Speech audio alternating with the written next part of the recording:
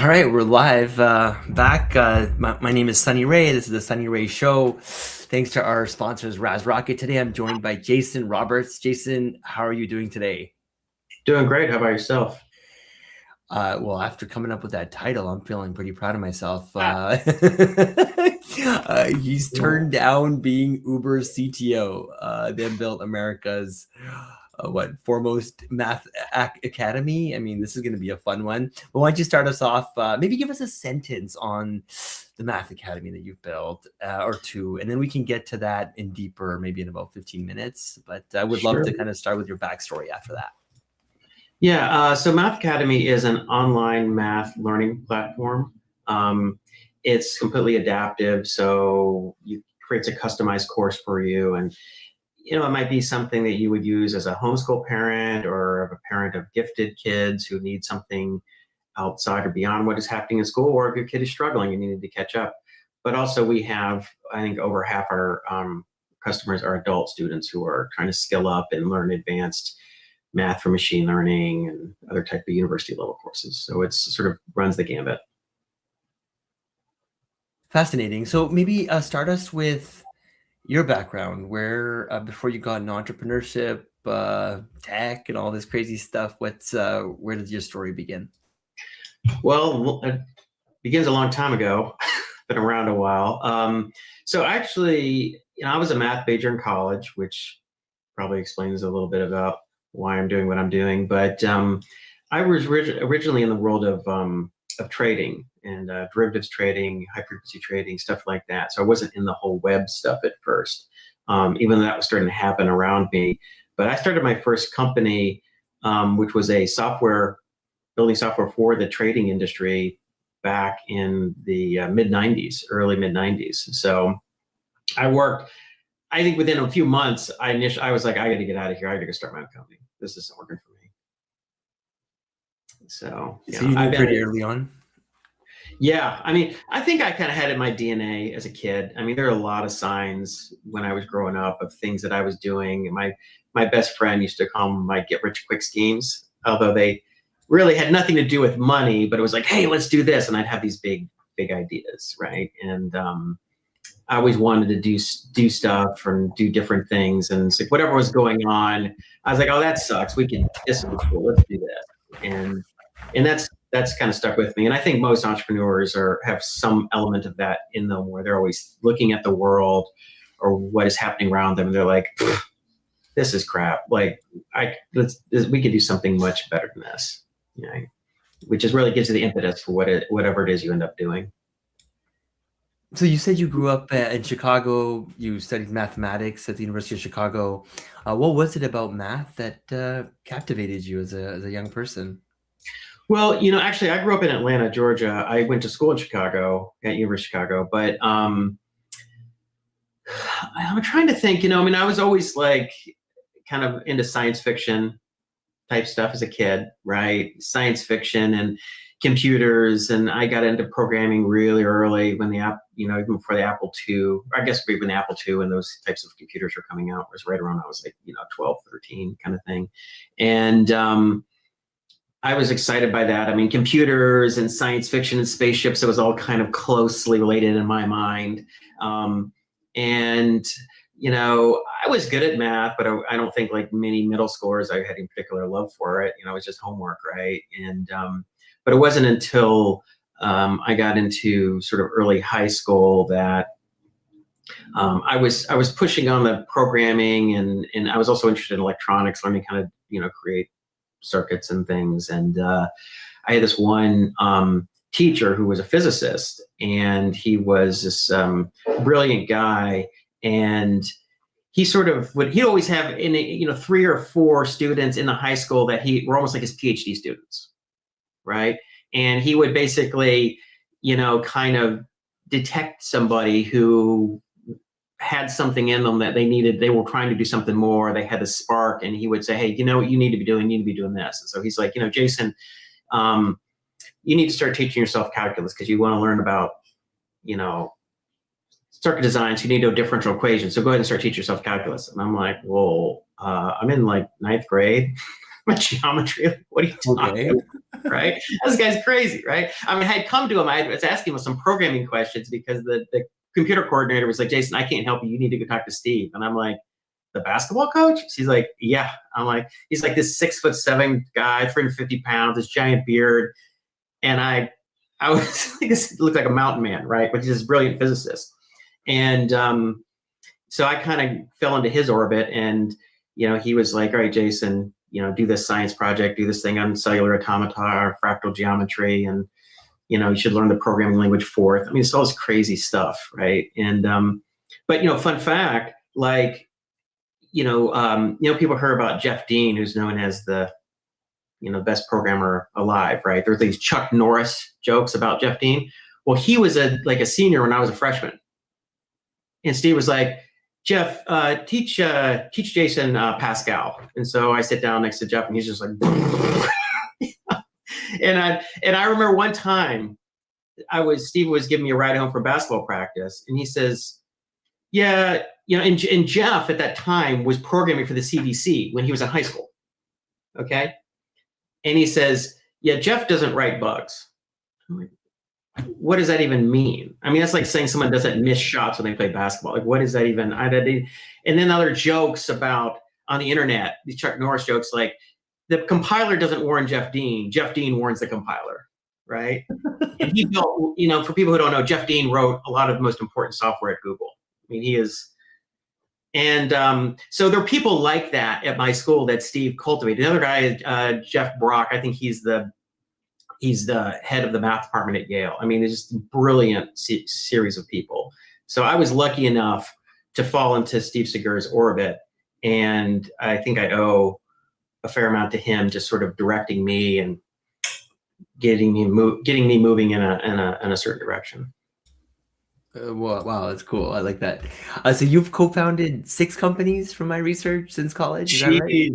I mean, probably. I mean, I don't know. I mean, like, some of them you probably wipe away from history. It's like, well, that didn't go anywhere. Okay.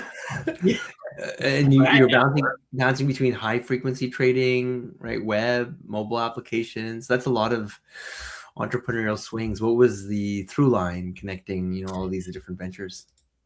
I think the through line was like whatever I thought was going to be really cool that I wanted to work on.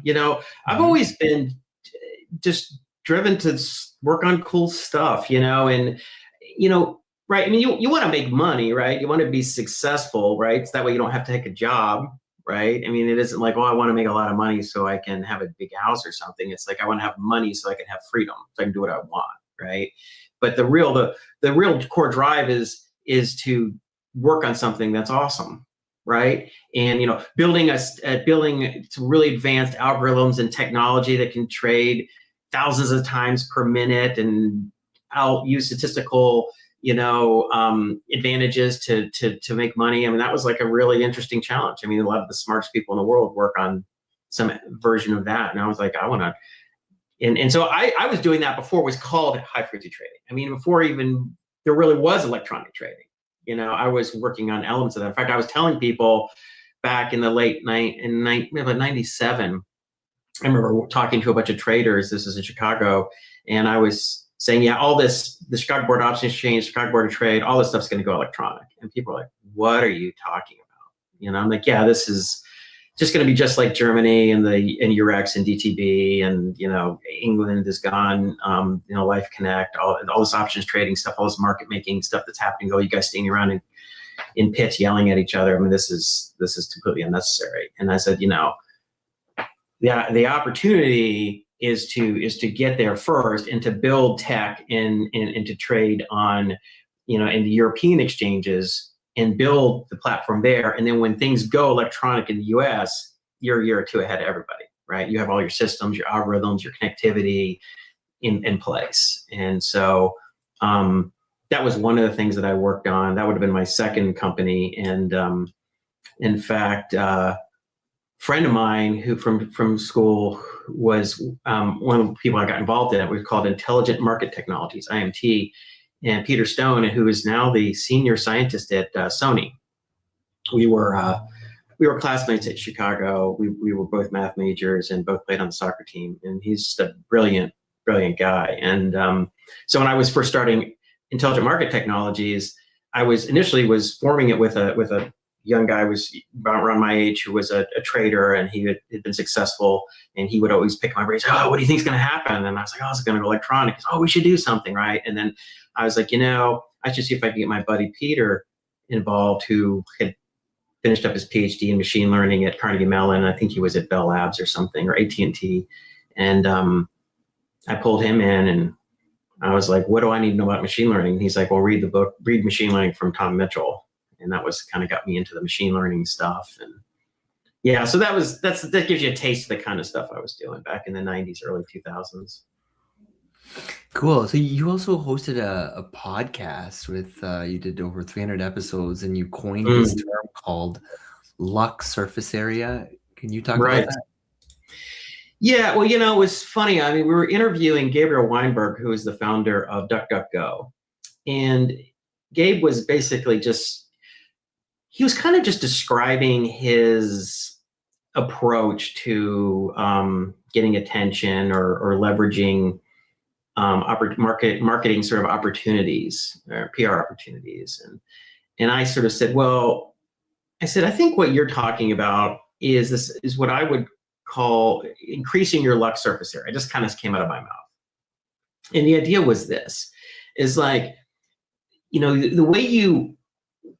the way you sort of increase the chance that lucky things are going to happen to you is you do two things. You do something that other people care about, right? And the way you do something people care about is you do something that you care about a lot, right? You can't really fake it. So it's like, do something that's, hey, this is something I'm interested in. It can be anything, but really lean into it hard, right? But you have to talk about what you're doing. You need to tell other people, right? Whether you're sitting at a barbecue, or you're writing a blog post, or you're out watching your kids at the park, I don't care. But you just talk about what you're doing, right? And if you do those two things, eventually it's going to say, Jason, it's interesting. You're talking about doing this thing.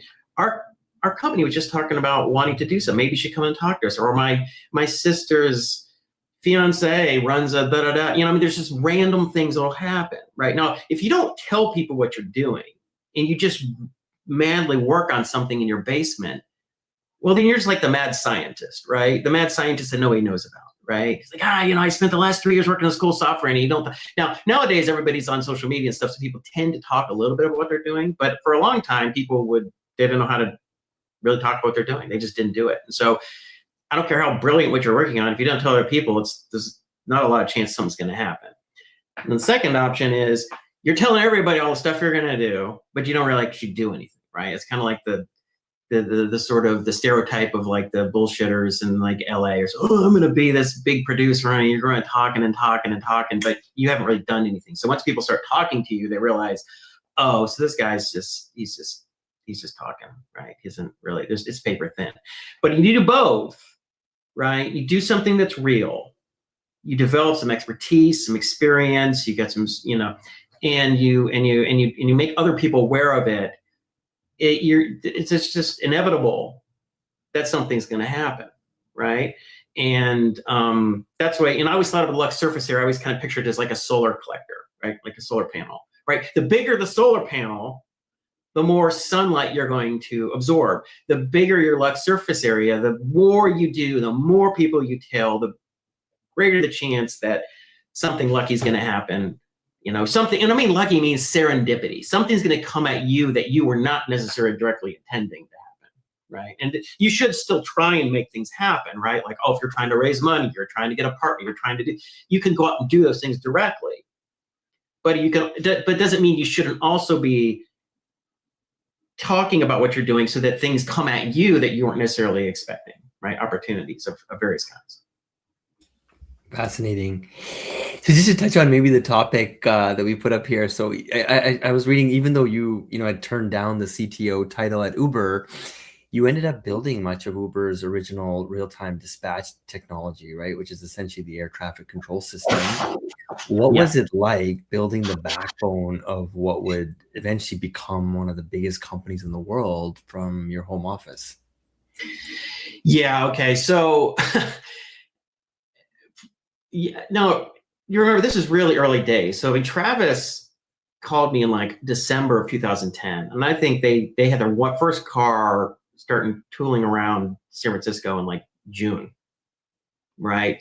And I think initially they had a very like a very basic version of what was the dispatch system, was built by from my understanding, a consulting firm out of Mexico.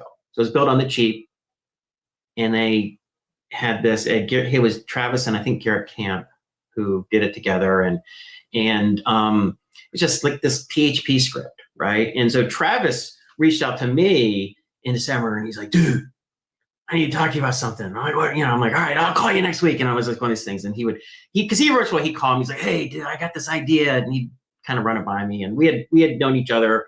We had run into each other years before, and we kind of got to know each other, and so he calls me up and he's like, "Yeah, I started this thing. It's called Uber Cab." He's like, I was just an investor, but I'm going to take over because this has this big technology angle to it. And he's like, "And you're the CTO." And I'm like, "What?" He's like, "Yeah, man."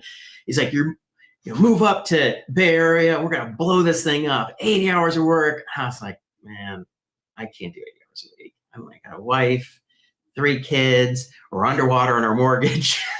Like I'm not moving to San Francisco. My wife was just elected to be the president of Pasadena Junior League. I mean, I was like, he was talking about it, and he's like, "Oh," and he's like real excited about it. He's like, "I'm flying down there next weekend to convince you." And I was like, "Oh shit."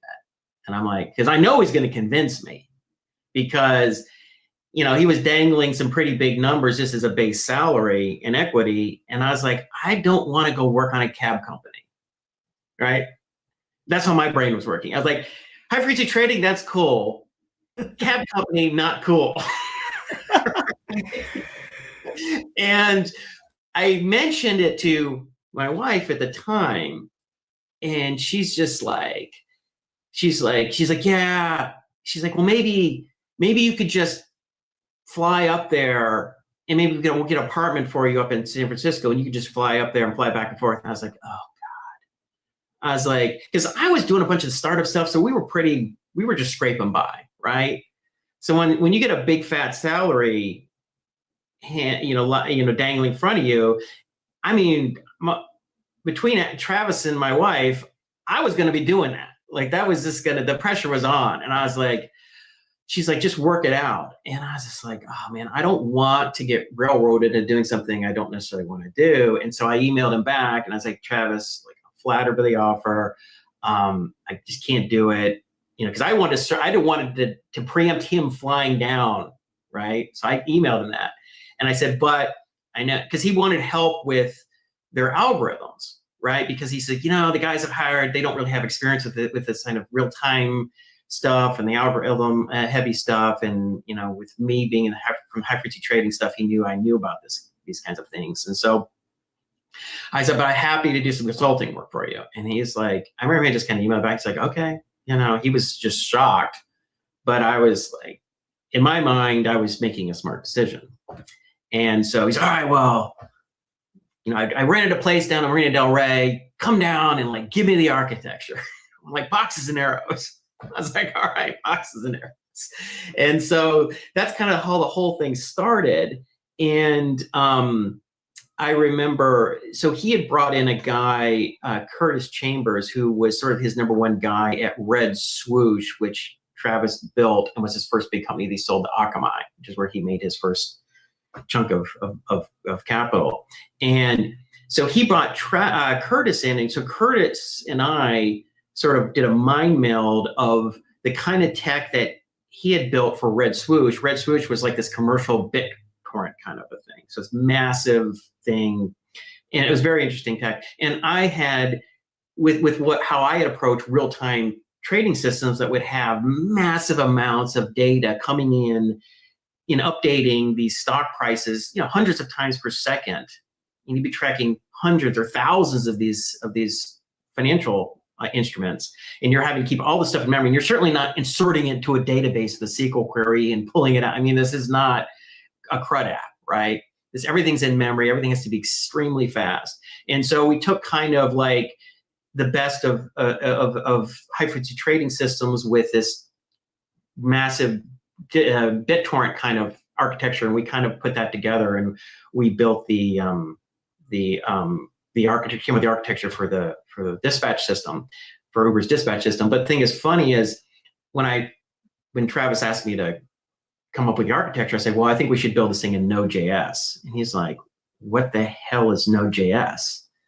And I'm like, well, I was like, man, it was brand new, right? I mean, it's cutting edge. It had just come out. Ryan Dahl, I think is the guy's name, and it just did like a demo of it a few months before, and a couple people were tinkering around with it, but it was brand new. And I was like, we got to keep all this stuff in RAM. Like, this can't be hitting and back and forth to the database. That's why system is so slow now, because you're using PHP and everything's in your database.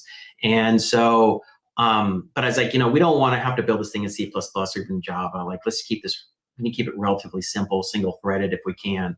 And so, and Curtis was like, yeah, I love JavaScript or whatever. So, and it's supposed to be easy to hire people. So we built this thing in Node.js back in 2010, 2011, and Curtis would fly down from San Francisco, and he would just like stay with me in our condo in Pasadena, in our little my office / guest room in the futon, and we would sit there and just make this shit up. And we just made up, like, how did you guys figure this out? I don't know. We just like made it up, just sitting in my home office. And then, he coded parts of it, and I coded parts of it. And then by June of 2011, we rolled it out, and it was so much faster than the system before, which was just barely able to operate, that people thought it was broken, because you'd be on your phone and you'd be looking for our driver or whatever, the driver, and there was always a big long delay. It's like it would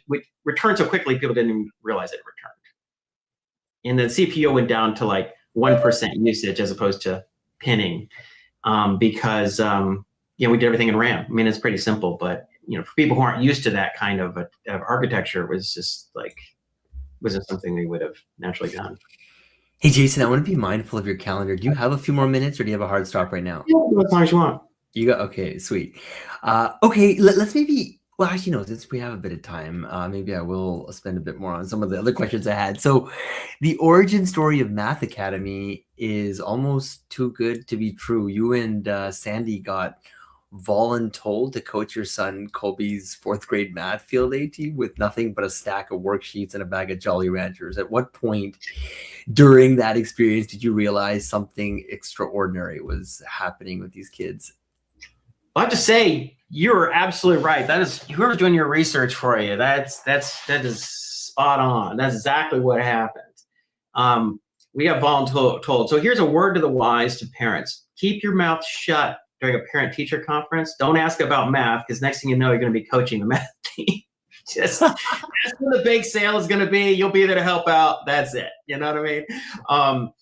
So we show up, and we had this group of 4th graders, like 18 of them, and it was during their lunch period. So they're eating their lunch on top of being, they're 4th graders. So they're like puppy dogs, right? And it was interesting, because the first thing we kind of did is we kind of assessed the kids on what they knew or didn't know. And Sandy was like, I think we should give them like a standardized test to find out where the holes are, so we can fill those first, which was a smart idea.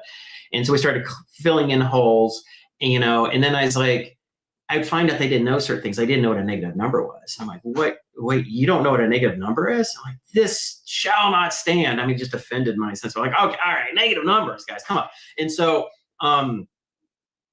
I start teaching them stuff that I want them to know, because I think the stuff I think is cool, and they love that. And then they would be asking questions like, what is pi? What is pi? You know what pi is? And so, in terms of, circle geometry and stuff. So it was a kind of a push and pull, right?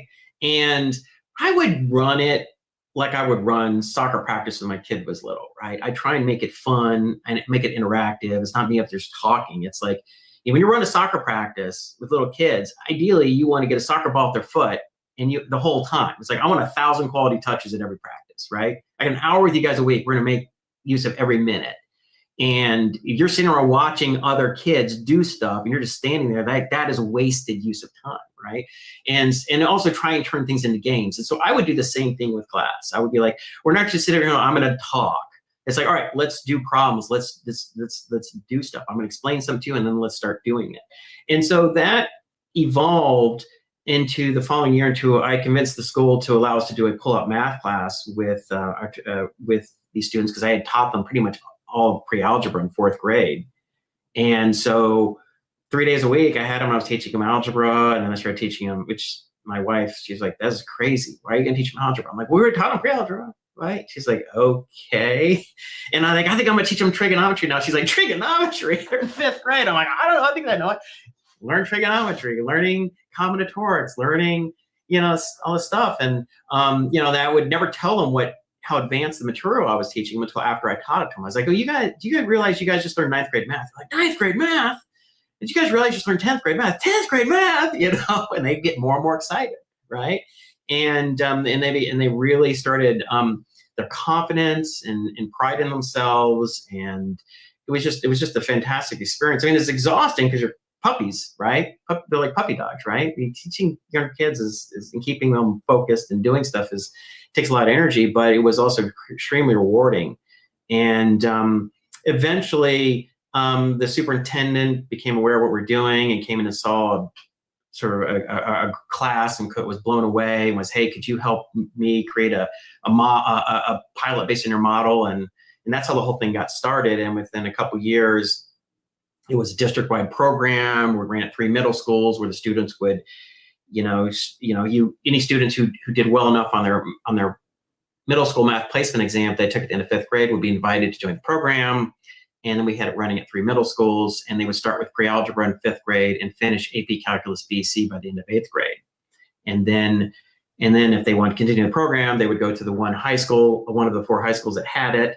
And, I hired several PhD mathematicians to be instructors. And so by their freshman year, they would do linear algebra, multivariable calculus. And sophomore year, it was differential equations and abstract algebra and so on. So by the end of high school, they had completed the majority of what would you consider to be an undergraduate math degree.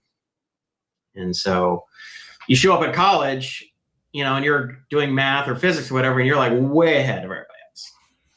Way ahead. That's wild. You look like a genius, right? Yeah. My son brought home a friend who last winter break, who was interviewing at Caltech, which is down the street for a PhD program. And he's like, yeah, I've never been in a math class with Colby where he didn't really know everything already. I was like, you're welcome. You're welcome. I was like, yeah, it's easy to look like a genius when you've seen the material before, right?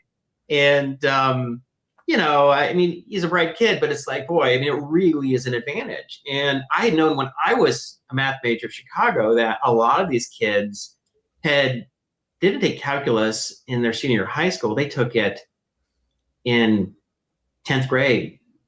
They'd taken multiple years of classes at the local community college or state school. So they came in and you think you're on equal footing, but now they've seen this class, they've seen the next class or two.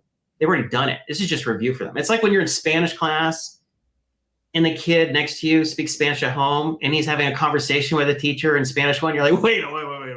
What is happening? This is not fair. He's like, oh, I don't really write it. You're like, give me a break, right? Like, this is not fair, And that was the kind of thing. That's what happens in math. If you go to one of these more competitive universities and you're going to major in math, physics, computer science, whatever, you're going to run into a lot of people like that. And, first you just think, oh man, I guess these people are just a lot smarter than me, because like it's taking me like 10, 12, 15 hours to this problem set and they're doing like 4, like no problem. It's like, yeah, because they already know the material. This is just review, right? And that can be kind of discouraging and humbling when you're not aware of that fact. You just think that you're outgunned. You're just like, wow, maybe I don't really have what it takes, because they're not really advertising that they already took these classes. So there's a huge advantage to getting advanced, just to not only be an equal playing field with a lot of these students, but it's also like, you get the university and you're like, you've seen stuff and it's kind of like, it's a refresher. You kind of expand your understanding of it. It comes in from a different angle. You learn it at a lot deeper level when you get a second time through. First time, you're just trying to get your head above water. Like, what is a triple integral? Like, what the heck is this? You're trying to just barely get to the problem set. The second time through, you're like, huh, yeah, that is interesting. You start making connections that you might not have made, because it's just, it's already in your bones to some degree.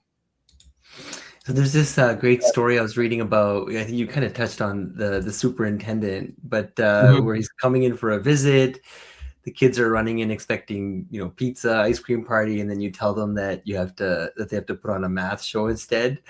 Can you tell that story a little bit? And So my wife, she was on the executive committee for the Pasadena Educational Foundation, which raised millions of dollars for the school district and would put on summer programs and other types of things. So being on that committee, she knew the superintendent and the school board members, right? So we're kind of madly doing this radical math acceleration program with these fifth graders at this public school. Right. And one thing you should keep in mind about this public school in the district as a whole is 2/3 of the students are on free and reduced lunch. This isn't some privileged upper class, situation. There's a lot of parents don't speak English. I mean, this is kids, like I said, this is 2/3 on free in the federal lunch program. Okay. And so we're doing this thing. I had this 3 days a week. It was like Tuesday, Wednesday, and Friday. It was like 13 kids from 4 different classes. They would leave their class and come to work with me for an hour. Inevitably, I'd be missing about a quarter of them every week because they get some assembly or field trip or something. So it was very catch as catch can. Anyway, so working on this thing, we're doing this thing, and I'm telling Sandy, I'm like, we got lightning in a bottle. This is incredible. And she's just like, yeah. And I said, this should be a district-wide program. And she's like, oh, you have no idea what you're talking about. The amount of red tape, the bureaucracy. She's like, it would be impossible. I'm like, impossible? No, I'm interested. Now I'm interested. She's like, oh God. I still remember this conversation. We're walking out of the school, the front steps, and she's just like, you're crazy. Anyway, fast forward, we're at a big fundraising event, the yearly annual fundraising event for the district. The superintendent's there, and she's like, yeah, I want to introduce you to the superintendent and tell them about what we're doing. I'm like, and we kind of keep this stealth because we didn't want the district, and I wouldn't get it shut down. And I'm like, do you really want to talk? She's like, yeah, he's great. He's a really nice guy. You should.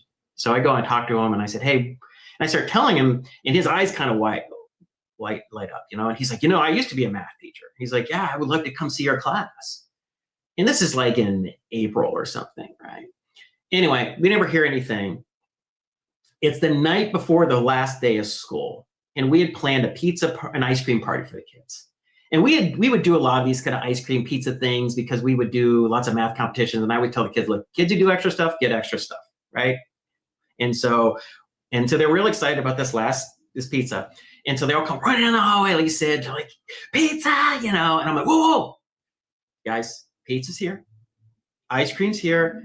I said, but we got a visitor. We're going to put on a little show first. So go back and get your notebooks. And they're just like, oh, okay, then go back and get their notebooks. Come back. That's all right. Here's what we're going to do. And so the superintendent's sitting there with his chief academic officer. And I said, okay, we're going to do teams of 3. And I'm going to put, we're going to do a series of problems, and we're going to make a game. And whoever gets the problem right gets a point. Or if you all get it right, whoever get it right first gets a point. And we would do games like this all the time. I would turn everything into a game that I could, right?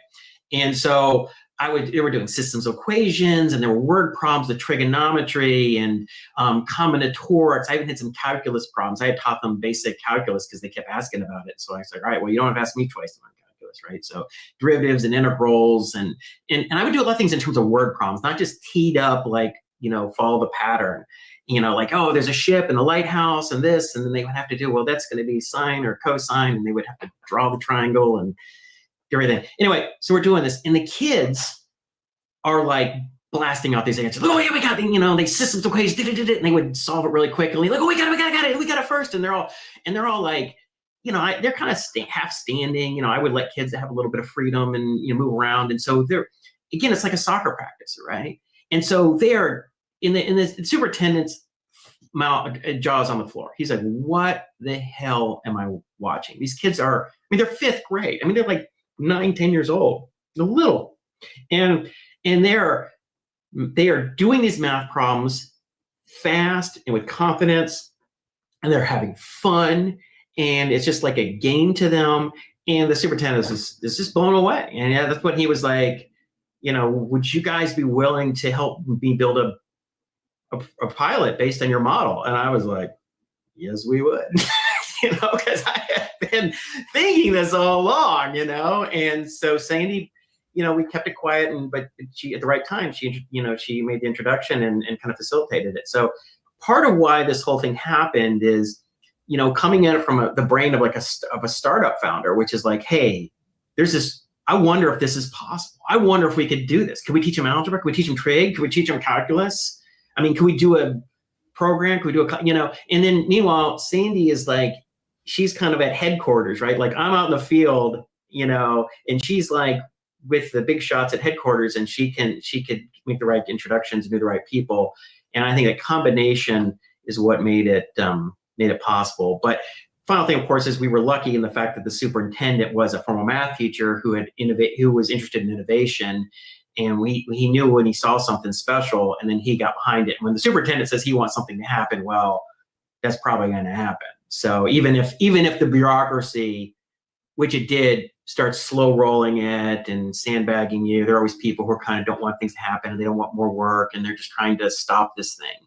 But with my and Sandy's just will to make this happen, and the superintendent's sort of desire to see something happen, we were able to make it a reality.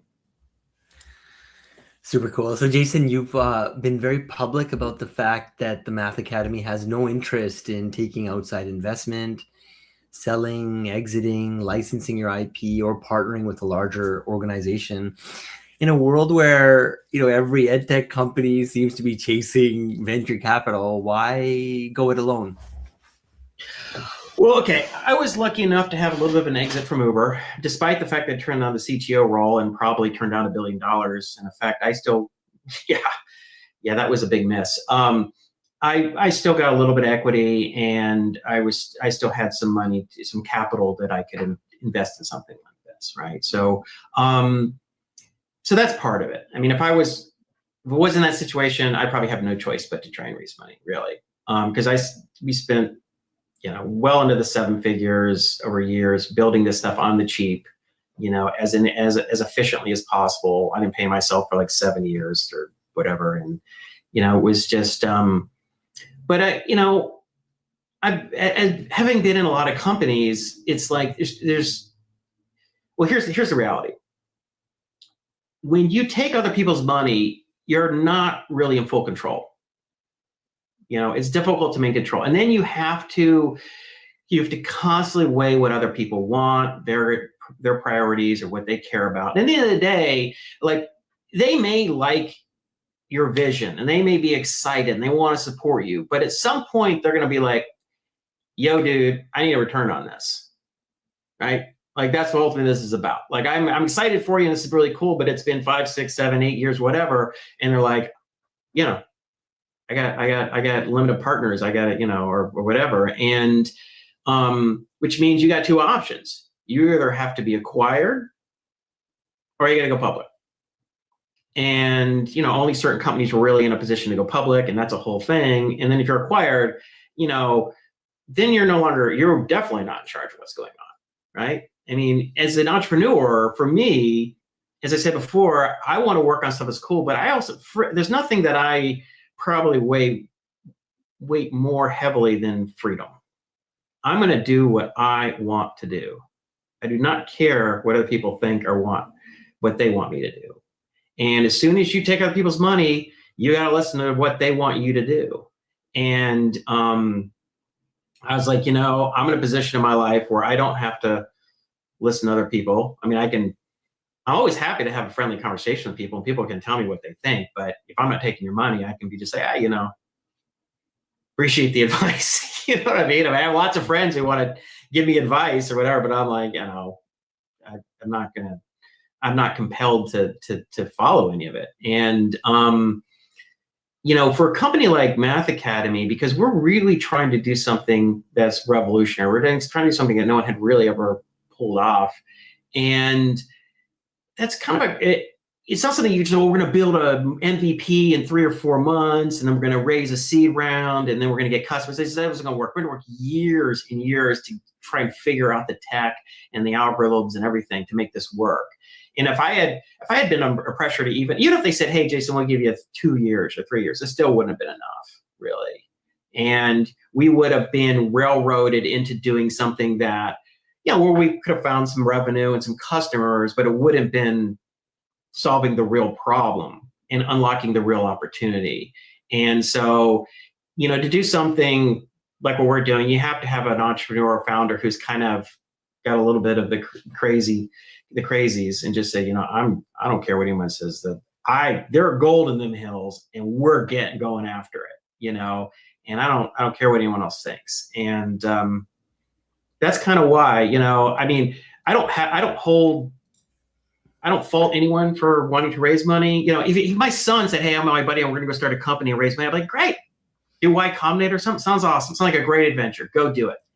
You're in your 20s or 30s and you don't have any capital. I'm like, that's the way you got to do it for the most part. But I'm in my 50s. I have capital. I can do what the hell I want. And so guess what? I'm going to do what I want, And the other thing too is, I feel like this is probably realistically my last really big go. Entrepreneurship is kind of a young person's game. It's a lot. It's all encompassing, and so I know I can make this happen. It's going to take a lot of work, but I can make this happen. If we have to grind it out one customer time, we will grind it out. But venture capital, it's a crapshoot, because they're gonna you get something you think is going to work, and then you just put gasoline on it and set that sucker on fire. Let's see what happens, right? And for investors, that's great. It's like, okay, well, I got 10 of these, maybe 3 are profitable, but only 1 is really profitable. The other 7 blow up. That's fine. Those guys will go and raise some more money, and they'll reconvene and do another startup or 2, and that's fine. You're 25 or 35 or even whatever. It's like, that's fine. But for me, I was like, I have to guarantee this thing works, which means I'm not taking those kind of like, hey, I think we got an idea. Let's go to scale now. Let's blitz scale or whatever they call it. So it's just a little different dynamics in terms of the constraints of who I am, where I am in life, the capital I had available, and what I wanted to do. So, again, I'm not casting aspersions or making judgments on somebody who wants to take capital, because that's just the way the world works, and that's what it's required 99.99% of the time, so. Love it. Hey, Jason, thanks. By the way, you've been super gracious to give me an extra 20 minutes here. Maybe help me land the plane. If Math Academy addresses everything you're building towards, and you reach your full potential, what does the world look like? I don't know, let's say 10 years out from now. Yeah, I play that game with myself all the time, and I was like, if you close your eyes and you imagine, what would the ultimate online learning experience look like? Short of the Matrix, you jack something in the back of your head and you learn Kung Fu in 15 minutes. Okay, let's say that's not really possible. What would be possible? And I think ultimately you go to a website or an app or something, and you say, I want to learn X, and whatever X is, and you can determine to level of difficult, to the degree to which you want to learn it, right? Do I just want to have like a 3-week superficial knowledge, or do I want like a year long, like as if I took this course at MIT, and it's my future is based on this, that it adapts it creates a custom course exactly based on what you want. It adapts to exactly the knowledge you have, which is what our system already does, and it adapts to your rate of learning. And so that it's like, just like if you're working with a tutor would adapt based on how you're doing. If you're struggling with some stuff, or you're picking stuff up really fast, the tutor is going to adapt. So it makes the most optimal use of that time. And that's how the system works now. And but it should be like, not just learning algebra or calculus or whatever. It can be any course, right? That's, I think, what you want to ask. So then you talk about like, well, why is education so expensive? And it doesn't have to be. It does not have to be nearly as expensive. You shouldn't have to go and spend $500,000 for 4 years at some university or go to some private school or whatever. You could be in a third world country, as long as you have connectivity in a basic computer. You should be able to learn, any type of science or math or literature, philosophy, or whatever at the most rigorous level that you have the capacity or interest to learn. That's what the world is going to look like. And but it's not just, go watch some videos or go just read some, answer a few conceptual questions on some text you read. It's learning requires effort, and it continued effort over time. And you don't, just because you learn it now doesn't mean you remember forever. You have to address it again and revisit it and build on top of it. You have to keep doing it, because that's how the human brain works. It's just like getting in shape. You don't get in shape once and guess what? You're in shape for the rest of your life. Like, unfortunately, we've all learned that lesson. Like, okay, take some time off from the gym, you're out of shape pretty quick, and or someone who learned a language. Like, I learned a fluent language. Well, if you don't speak it for a while, guess what? You get real rusty real fast. So you have to invest in learning it in a serious way. But if you do, then and you build a system that understands that and deals with it in that way, then it's a true democratization of education. Because right now it's ridiculously ineffective in a lot of cases, incredibly inefficient, really overpriced. All this stuff should end. We've had elements of it, Khan Academy, you can watch some videos on some stuff and answer a few questions. And there's like Wikipedia, and then you can go to MIT and they have an open courseware and some PDFs you download. It's like, okay, that's like all a first nice step. And those things, all the people who did those things, or Coursera or whatever, and you can watch some videos and do some projects and stuff. Those were good first, second steps in this direction. But we need to continue to look at what is truly possible. And could you take somebody who's completely outside the system and have them learn at a PhD level in physics, philosophy, whatever, without having to pay insane amounts of money and be able to do it, in a fraction of the time that it normally requires? Jason, I know I said that was the last question. I'm gonna ask one more. So, but is AI an integral part of this experience or not? Sorry, I haven't heard you say AI. I mean, Khan Academy is obviously mind blowing, is amazing, but it's kind of 10 years or 20 years, ago. But now it seems like AI is interesting. But just curious, what are your thoughts? AI AI is going to be part of everything. Like asking, is electricity going to be involved? It's like, yeah. Electricity is going to be involved. Do you think like there's going to be some bits going around? Like some bits are going around. Bits are flying, right? So there will be intelligence imbued in the system for sure. But it's going to be a lot more subtle than say, it's like a chatbot, right? It's like, right? Because can I just like ask it questions? Okay, it's like that's not really the most efficient way to learn. Like if you went to you hired some professor. Let's say you want to learn physics, right? You hire some physics professor, and he's going to be and you say, I want to be an expert in this physics subject, and can you help me? And the professor's like, yes, I can help you. I will create a program, and I will work with you every day. And then you say, well, I just want to ask you questions about stuff. You'd be like, let me stop you there, okay?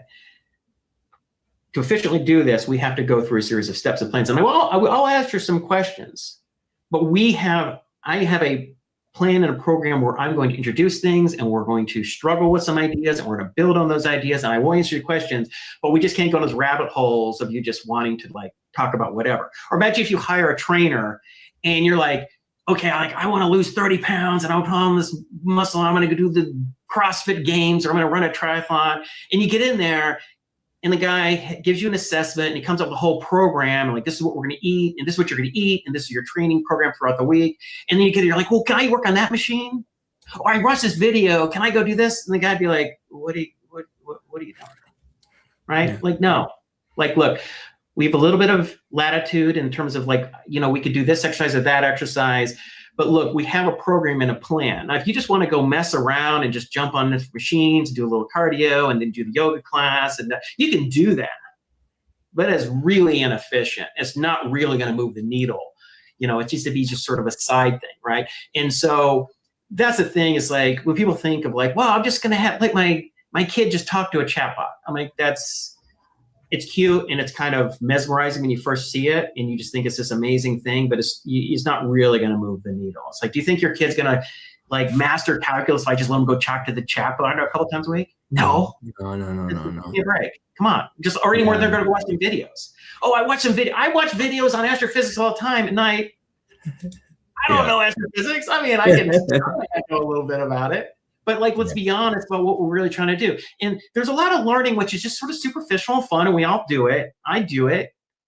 But there's learning that matters, that counts, that's leading to some kind of result because you want to do something and you need to know it and you know well, and because you're going to build on top of it. And there's just like, hey, I'm just playing around with learning some Spanish or French, or I'm just kind of watching astrophysics, and I'm watching this stuff on World War II, the Revolutionary War, and I mean, I'm not going to be quizzed on it. It doesn't really matter. There's no stakes. That's different, But what we're trying to do is learning, building, helping people learn when it matters and when there's an outcome that you care about. My 11-year-old scored straight A's in school last month. Sorry, I just thought I'd throw that in there. Nice. Maybe I need to send her to your academy. Jason, this has been a fun interview. You have you're a great storyteller and you have some great stories to tell.